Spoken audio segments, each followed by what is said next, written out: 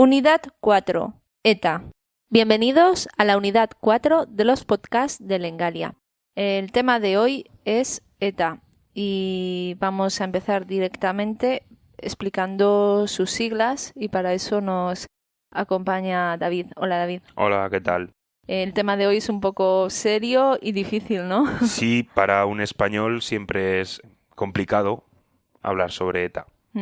Aparte es un tema que ya hace años que convive España con este grupo terrorista. Pero vamos a explicar un poquito qué es ETA. Bueno, ETA significa Euskadita Askatasuna, que es euskera, la lengua vasca, y apareció en los últimos años de la dictadura franquista, sobre todo con una ideología aprovechando la épica revolucionaria de aquella época, una ideología marxista e independentista, que con el tiempo desembocó en una ideología más independentista que política. Y apareció como a finales de los años 60 o durante los años 60 y tomó protagonismo político durante los 70 hasta nuestros días. Dices que bueno, que surgió un poco como respuesta, ¿no?, a la represión de la dictadura franquista. De hecho, eso hizo que al principio ETA tuviese un apoyo popular mayor. Hoy en día solo lo apoyan ellos mismos, ¿no? Bueno, un apoyo moderado, bien, pero en aquella época no solo ellos estaban luchando contra la dictadura, había pues, sobre todo el Partido Comunista de España, las asociaciones vecinales, los sindicatos, eran organizaciones muy activas y en todo ese caldo de cultivo la lucha armada la protagonizó ETA y tuvo cierto apoyo popular, pero como fueron muy sanguinarios también hubo cierto rechazo. Pero en un contexto de fin de una dictadura era pensamiento muy diferente que viviendo en democracia. Sí, por ejemplo, ya en los años últimos de la dictadura de Franco, que fue hasta el año 1975, en el 73 hubo uno de los atentados más sonados, ¿no?, de ETA. Sí, en 1973 asesinó al presidente del gobierno, Luis Carrero Blanco. En aquella época el presidente era nombrado por Franco, sí, que tenía todo el poder. No era de elección Y democrática. supuso un antes y un después, tanto en la repercusión internacional como en la política española, porque Carrero Blanco iba o estaba pensado para suceder a Franco, a su muerte. Y fue un atentado aplaudido por muchos exiliados políticos, aunque hubo otros atentados anteriores e incluso también había habido ya víctimas inocentes.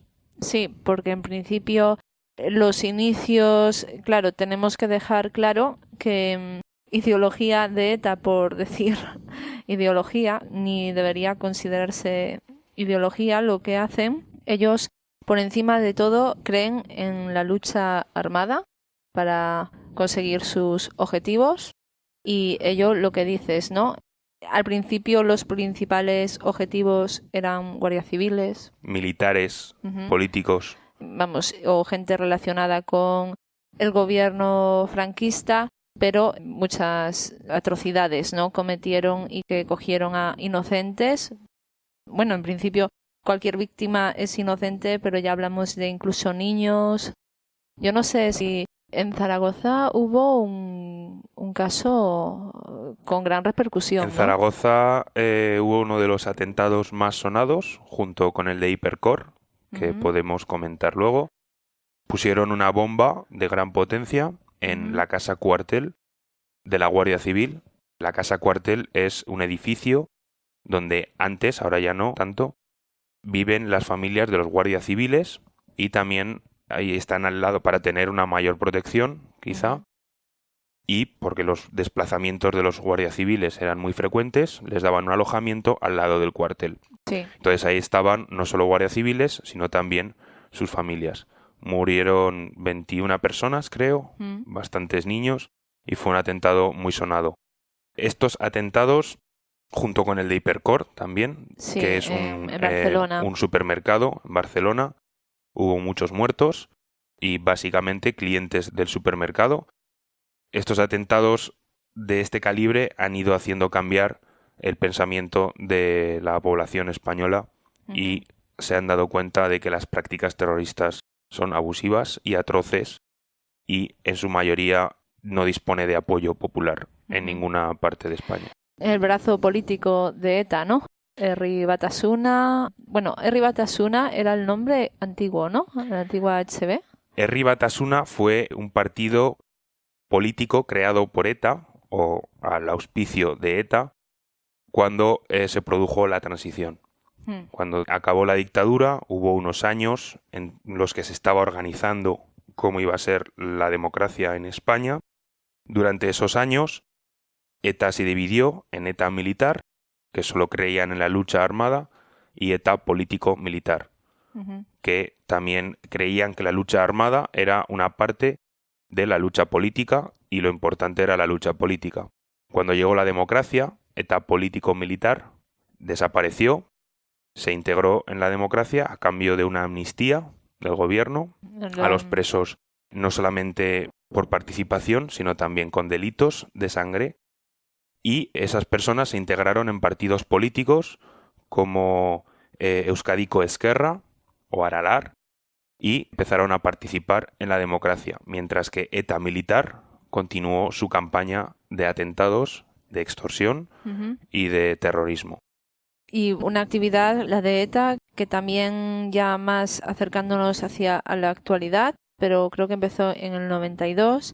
Incluso estas ideologías de violencia sin justificación, actos radicales, desencadenó en una juventud, ¿no? Que también reciben sus actos un nombre, ¿no? La famosa... Sí, los soldados, como ellos llaman, de ETA se denominan Gudaris y estos son terroristas de la organización que se dedican a matar, financiar.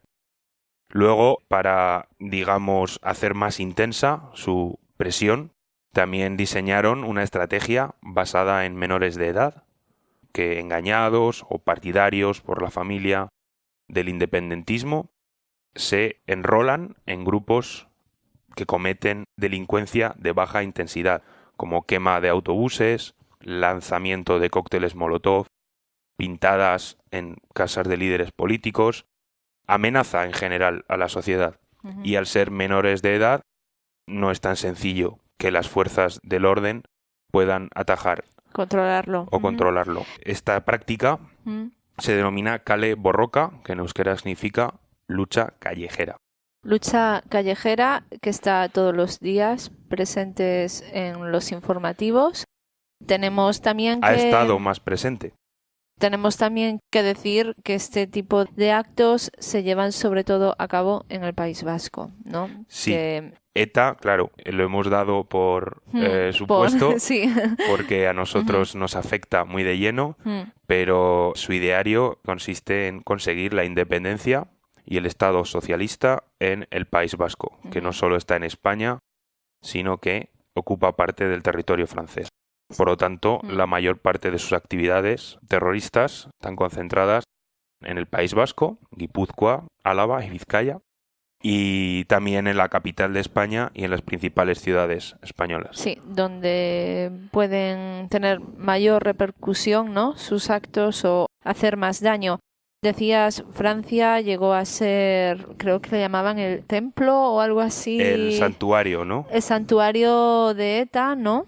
Porque gozaban de una cierta libertad a la hora de moverse en este país, pero cosa que ahora no sucede, ya que el gobierno español cuenta con mucha colaboración policial, sí, ¿no? La colaboración no ha sido siempre tan buena. De hecho, al final de la dictadura, al principio de la democracia, el gobierno español no tenía mucha credibilidad en el exterior. Luego se ha ido normalizando, se ha consolidado la democracia y la colaboración en la lucha antiterrorista de otros países ha sido mucho más positiva. Tengo entendido en un artículo que leí recientemente que hasta el atentado en el 96 contra Tomás y Valiente, Francia no se tomó demasiado en serio, por supuesto colaboraba, pero no era una prioridad del gobierno francés. Y a partir de entonces, y sobre todo con los últimos atentados, el 11 de marzo y de Al-Qaeda, y la visión que hay del terrorismo internacional, colabora mucho más. Sí. Incluso me llamó mucho la atención que los policías franceses, cuando acababan su turno, dejaban de seguir a los terroristas españoles que vivían en Francia y que programaban sus actividades en Francia, porque acababa su turno y los jefes no les mandaban continuar siguiéndolos. Entonces había policías españoles que, por supuesto, no podían ejercer en Francia, entonces pagaban en dinero negro a los policías franceses para seguir. Pero eso, gracias a la colaboración, pues se ha acabado, claro. Se ha acabado. Y bueno, has comentado el caso de Tomás y Valiente, a quien asesinaron en su propio despacho con un tiro. Tenemos que recordar el caso que yo creo que fue el de más, que conmocionó más a la sociedad, el de Miguel Ángel Blanco, que lo secuestraron durante 2 días, un concejal del Partido Popular. Sí, cuando ETA se radicalizó, dentro de sus amenazas estaban todos los políticos locales. Y uno de ellos fue un concejal del Partido Popular que fue secuestrado, ¿no? Pero yo no lo viví, aquello. Estaba en el monte. Aislado, ¿no? Fui probablemente uno de los pocos españoles que no lo vivió. Pues, por un lado, has ignorado en su momento un auténtico terror, un momento, bueno, lo que supone cualquier asesinato de ETA. Tenemos que decir que hubo varios intentos de tregua. La última, pues, entre el gobierno español, un intento de tregua con ETA finalizó, pues, el pasado diciembre del 2006 o del 2000. Oficialmente finalizó en junio, creo, pero ETA, digamos, incumplió sus compromisos haciendo un atentado mortal en el aeropuerto. En periodo de tregua. En Madrid. Que costó la vida a 2 ecuatorianos. Bueno, y lo que sí queremos destacar es, a lo mejor, por desgracia, lo que demanda la gente es un poco más de unión de la que hay actualmente entre los partidos demócratas, pero lo que sí está claro es que la lucha contra el terrorismo es una de las primeras facetas que tiene en cuenta tanto el gobierno como oposición, y todos deseamos que así sea siempre y con mucha fuerza, ¿no?, para luchar. A ver si podemos olvidarnos de ETA en los próximos 10 años. Sí. Bueno, pues hemos dado nuestra visión sobre este tema y esperamos, como dice David, no tener que hablar mucho más de este tema en los próximos años. Así terminamos. Recordad que tenéis más podcasts en engalia.com. Hasta la próxima.